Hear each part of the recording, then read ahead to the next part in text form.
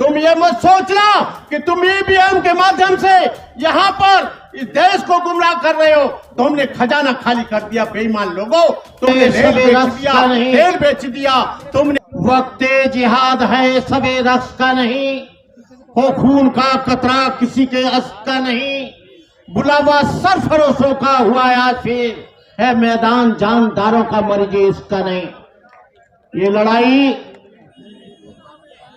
जमहूरियत की है, ये लड़ाई लोकतंत्र की है, ये लड़ाई देश बचाओ की है, ये देश को खजाने को बचाने की है, ये देश की लड़ाई।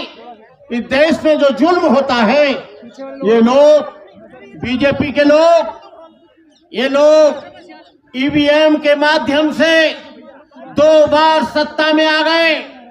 आपको मालूम है इन्होंने रिजर्व बैंक का खाली खजाना कर दिया, 265 टन सोना गिरवी रख दिया, इन्होंने रेल बेच दी, भेल बेच दिया, तेल बेच दिया, डीआरडीओ बेच दिया, और यही नहीं एलआईसी बेच दी। बैंकों का निजीकरण हो रहा है। जब ये निजीकरण होगा, यहाँ किसान परेशान है। यदि ईवीएम नहीं होता तो आज किसान परेशान नहीं होता, ईवीएम नहीं होता तो शिक्षा संस्थानों में शोषण नहीं होता, यदि ईवीएम नहीं होता तो यहाँ पर बहन बेटियों की इज्जत लुट रही है, वो नहीं होता। यदि ईवीएम नहीं होता तो यहाँ पर किसान मर रहा है, जवान मर रहा है, बेरोजगारी, 5 करोड़ से अधिक लोग इस देश में बेरोजगार हो गए। इसलिए मैं कहना चाहूंगा कि ईवीएम को हटाने के लिए आपको आगे आना पड़ेगा, आपको सड़कों पर आना पड़ेगा। यहाँ पर मैं समझ रहा हूँ कि बड़े बड़े नेता, मैं कोई नेता नहीं, बड़े बड़े राष्ट्रीय पार्टियों के अभियंता, 30 से गठबंधन बनाने वाले लोग यहाँ पर बैठे हैं। यदि ये लोग 100 लोग लाते तो आज यहाँ पर जो 150 करोड़ का देश है, कम से कम 50,000 लोग तो होने चाहिए थे। लेकिन इसमें गलती इनकी नहीं है, इसमें गलती हमारी है। मैं कोई यहाँ पर नेता बनने के लिए नहीं आया, मैं कोई यहाँ भाषण देने के लिए नहीं आया, मैं यहाँ पर कोई इलेक्शन लड़ने के लिए नहीं आया। लेकिन मैं इस बात का जरूर विरोध करूंगा, जो जापान ने ईवीएम बनाया, जापान में बंद हो गया, जर्मन ने बंद कर दिया, फ्रांस ने बंद कर दिया, तमाम देश के लोगों ने, अमेरिका ने बंद कर दिया, कनाडा ने बंद कर दिया। लेकिन ये बेईमान लोग इस ईवीएम के माध्यम से, यही ईवीएम हुआ आया तो उसकी वजह से हिंदू राष्ट्र की आवाज तेज हो गई। यदि ईवीएम आया तो यहाँ पर तमाम आवाजें, आज मखलूक लोग यहाँ पर आवाज उठा रहे हैं। आज यहाँ पर हिंदू राष्ट्र बनाने की बात हो रही है।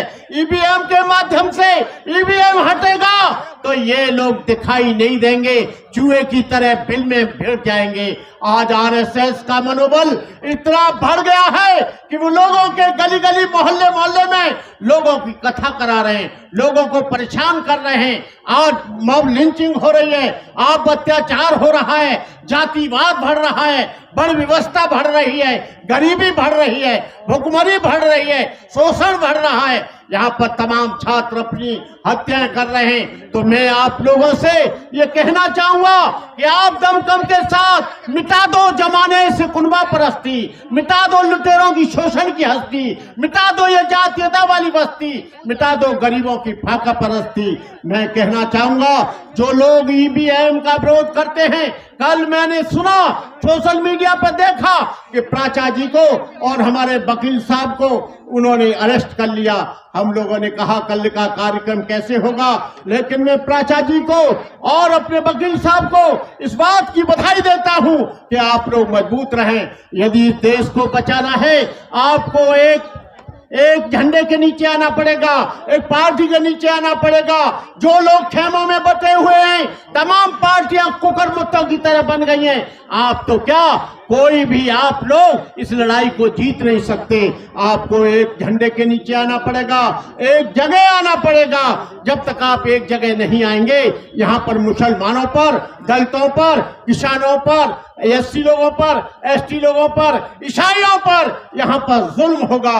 आज आप जान रहे हैं कि धीरेन्द्र ब्रह्मचारी जैसा लड़का यहाँ पर हिंदू राष्ट्र बनाने की बात करता है, जबकि संविधान में कहीं भी हिंदू राष्ट्र बनाने की बात नहीं है। मैंने धीरेन्द्र शास्त्री जी कहा था, ये हिंदुस्तान, ये भारत तुम्हारे बाप का देश नहीं है, ये देश मुसलमानों का है, ये देश ईसाइयों का है, ये देश सिखों का है, ये देश पारसियों का है, ये देश पिछड़ों का है, ये देश एससी का है, आदिवासियों का है। 85% लोग चुप बैठे हैं। आप लोगों को सड़कों पर आना पड़ेगा, इसके लिए कुर्बानी देनी पड़ेगी। नहीं तो आप लोग 2024 में यदि बीजेपी आती है तो यहाँ पर पूरी धरती लाल मिलेगी। तुम ये मत सोचना कि तुम ईवीएम के माध्यम से यहाँ पर इस देश को गुमराह कर रहे हो। तुमने खजाना खाली कर दिया बेईमान लोगों, तुमने रेल बेच दिया, तेल बेच दिया, तुमने राष्ट्र की तमाम चीजों को बेच दिया। अब कह रहे हो कि हम लोग ईवीएम से कराएंगे।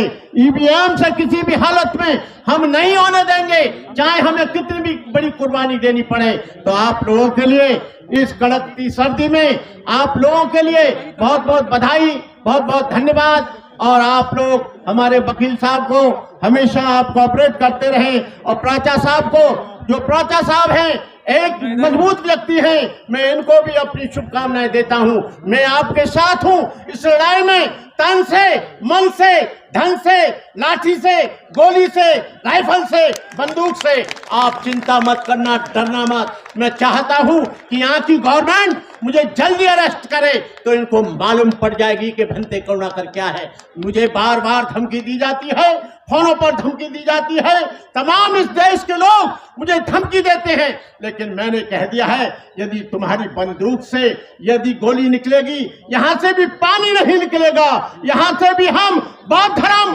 किसी की हत्या करने की इजाजत नहीं देता, लेकिन हत्या करने वाले को हम जिंदा जाने की इजाजत कतई नहीं देंगे।